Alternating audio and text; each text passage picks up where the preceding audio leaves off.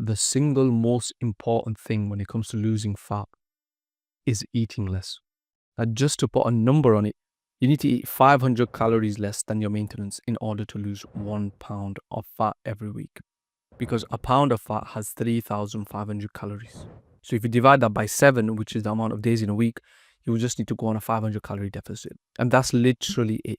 I could end this video right now and you should be able to piece together the rest. But because I like you and I want to help you out, unlike the weirdos who want to make you fat and have you believe that being fat is a good thing, I'll go over diet and training more in depth so you know exactly what to do. Now, if you're thinking, why should I listen to this guy who's got a hoodie on, I can't even see his physique, and he looks a bit suspicious, then just know I've gone through 2 fat loss transformations just on my own, not to include my friends or any other people that I've trained, just 2 fat loss transformations. On one of them, I lost around 30 pounds of fat. On another one, I lost more than 20 pounds of fat. And on that weight loss or fat loss journey, I transitioned from the kind of training I was doing. I changed my training style. I fixed my skin. I fixed my diet. I gained an aesthetic physique. I put on a bunch of muscle.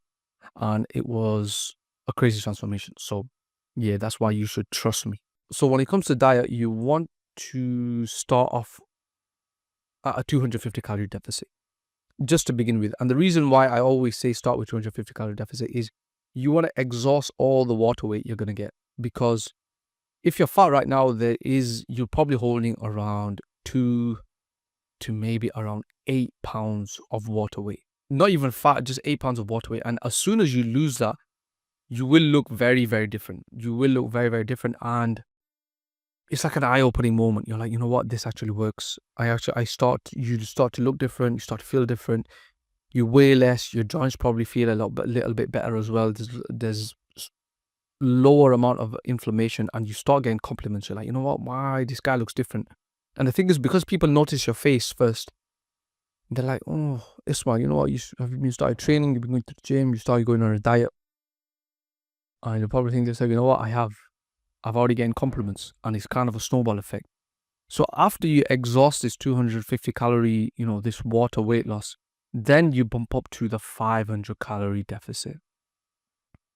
Now with this, you have to be, I won't say patient, but you have to stay consistent with this because you're aiming to lose 1 pound of fat every week.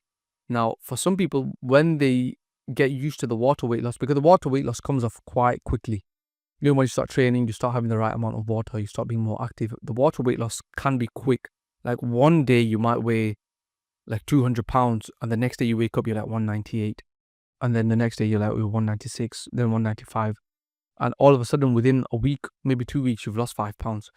So when you go from that to, losing 1 pound a week, some people might get a bit impatient and they start tinkering around. So you don't want to do all that. You have to be patient because you're losing 1 pound of fat now, not, water weight, it's actual fat. And the next thing with diet, you want to make sure your protein is very, very high because when you're going on a cut, especially for people who have been training, you want to preserve the muscle that you've spent, years of your life building and weeks training. So I would say aim for 1 gram of protein per pound of body weight. And this will ensure your muscle is preserved. If you can't get 1 gram in, aim for around 0.7 to 1 gram of protein per pound of body weight. And this will obviously make sure your muscle is preserved. You can hold on to the muscle because on a cut, the body can grab anything. It can grab your muscle, it can grab your fat, it can grab whatever else. So you want to make sure you have your protein as high as possible because that will basically stop the body from grabbing the muscle and burning that. And you don't want to do too much too quickly because the body will adapt. The body always adapts. So what I mean by doing too much too quickly, I give you a benchmark of 250 to 500 calories. Like you can stick to that, or you can be like, you know what, I want to go extreme. I want to lose loads of weight within a month or 6 weeks or 2 weeks or 8 or 2 months. And you're like, you know what, Ismail, I'm going to go on a 1,000 calorie deficit. Now this will work. Don't get me wrong, this will work. But in the long term, what will happen is your body will adapt. And that 1,000 calorie deficit will no longer lose any weight for you. So then what can you do after that point? You're probably like, you know what, I could cut down even more. So you start doing more cardio. So it's not very sustainable to do too much too quickly. You always want to start with a 500 calorie deficit and say after like a week, after a month, the 500 calorie deficit no longer works. From then on, then you can play around with it, because 500 calorie deficit is not a lot. It's not even a little bit, in my opinion. You can either do a little bit more cardio, you can cut your calories to 650. There's just loads of little points where you can think of, compared to, say, you go on a 1000 calorie deficit and you start running loads and loads in the gym, because sooner or later your body will get used to it and it needs new stimulus. So you always want to keep an ace in the hole. Always aim to get lean slowly, because there's no rush at all. You might think to yourself, you know what, I want to get lean in 3 months, or I want to get lean in 6 months. Just take it very, very slowly. Very, very slowly. Obviously, there's ways you can speed that up, but the slower you lose the fat, the more likely you are to keep the muscle on your body. Now, when it comes to diet, that's the most important thing. 250 to 500 calorie deficit, and make sure you're getting your protein in, and don't do too much too quickly. Now, when it comes to training is important, don't get me wrong, but I feel like diet is maybe 80% compared to the 20%, which is training. So, but don't neglect your training as well, because when you do lose the weight when you do lose the fat, you still want to have a good aesthetic physique underneath. You don't want to lose fat and have that skinny fat, that brown guy body underneath, because it's just not a good look. Arguably, you look a bit worse, and your hormones will be a little bit rubbish as well. So when it comes to training, you want to train for aesthetics. Now, when I train for aesthetics, I mean you want to focus on certain muscles of the body which actually improve the way you look. Now, just for argument's sake, let's just say on your chest days, you do flat benching and you do some kind of decline benching, like you never ever hit your upper chest. Now, this is something which would be 100% against training for aesthetics. Training for aesthetics, you want to train the upper chest, you want to train the side delts, you want to train the neck, the traps, the upper lats, the biceps, and your abs. But abs will come through as you lower the weight. Now, the muscles which I said just a second ago, you want to focus on them. You want to build your training routine around these muscles, because they will 100% make you look better. They will make you look more angular. They will make you look more aesthetically pleasing. They will make you look more just better to look at. Thus, in terms of the routine you should do, that's what you should do. Train the muscles specifically. That's not to say you neglect the other muscles, like you neglect the front delt, you neglect the rear delt, you neglect the biceps and the triceps. You still train them, but you focus more on the other muscles, which I said.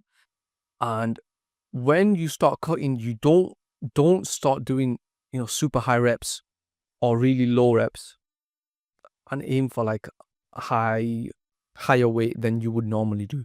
Train how you normally would train. Now, when it comes to aesthetics, you want to aim for around 8 to maybe 15 reps. And for sets, you want to aim for 5 to 20 sets per body part per week. So don't start doing random, don't start doing like 30 or 50 reps with really low weights, because you think you'll get your heart rate higher and it'll help you burn fat or anything stupid like that. Make sure you train the way you trained or you have been training for a while, because that's what put muscle on your body, and that's what will help you retain the muscle on your body. Now, on a cut, you can lose a bit of strength, but it's very important you keep training at the weight you were always training at, because that will help you retain the muscle. It will help you potentially even build the muscle if you're getting the right amount of protein. So don't change your training style, because that's a bit of a myth. I don't know where it's come from. I think it's just a bit of a natural thing. You're like, you know what, I'm going to do high reps. I'm going to start burning more weight because my heart rate is higher. But yeah, ensure you train the way that you have always been training. And when it comes to cardio, boys, cardio, use it as a tool. Me personally, I do zone 2 cardio most days. And zone 2 cardio, I'll put a definition on the screen here. Zone 2 cardio is pretty much low intensity workout where you can have a conversation with someone. So I personally, what I prefer doing is I walk on the treadmill at a slight incline, and the pace is quite, I'm not just, strolling around. I do, in terms of miles per hour, I think it's like 3 to 3.5 miles an hour. And the incline is like 5.5.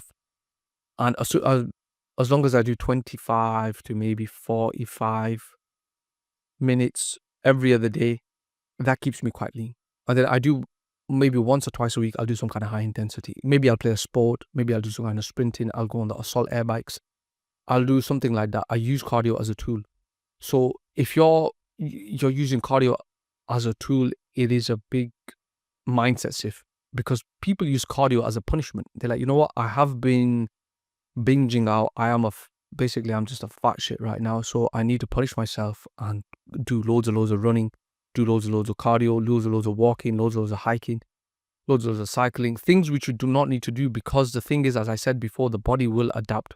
If your body gets used to loads and loads of cardio, then you're in big, big trouble, because what can you do past that point which will serve as a new stimulus for your body in order for your body to lose weight? Nothing. It'll be very, very difficult.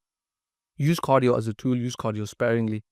And the way you do all this is you need to weigh yourself on a semi-regular basis, maybe once, maybe twice a week, and weigh yourself after you try something new and it's been a few days, so your body can give you results. And the results is your weight loss. Now, for example, say you're used to doing loads of walking every day, right? You do 20 minutes of walking. I think, you're like, you know what? I want to add in a little bit more walking, and I'll do one session of high intensity workout in the week. So after you do 3 days of that, check your weight and see how much weight you've lost. If you're losing like loads of weight, then try and slow the down, like tame the cardio down, because you don't want to lose too much weight too quickly. Always aim to lose weight, as to get lean for the next year, if that makes sense. Keep an eye on your fat loss when you're doing loads of cardio. If you want to put a number on it, if you're losing more than 2.5 pounds a week, 2.5 pounds a week, which is a little bit more than 1 kilograms, there can be a slight possibility you're losing maybe muscle, but you have to measure your body fat. But I could show you personally how to do that if you just join my school community. But if you're losing more than 2.5 kilograms or 2.5 pounds, then try and taper it down a bit. Ensure your sleep is good. Ensure you're getting in your protein. Ensure your lifts are still strong as well. If your lifts start suffering very drastically, then I think I know 100%, you're either not sleeping enough, either you're not eating enough, or your protein is slacking. This protein is slacking. That's all you need to do in this video to transform your body, like how I did. If you want more in-depth knowledge, an actual training program with a personalized diet, and even one-to-one coaching with myself, then join my school community. The link will be in the description below, the first one. Click on that. Thank you.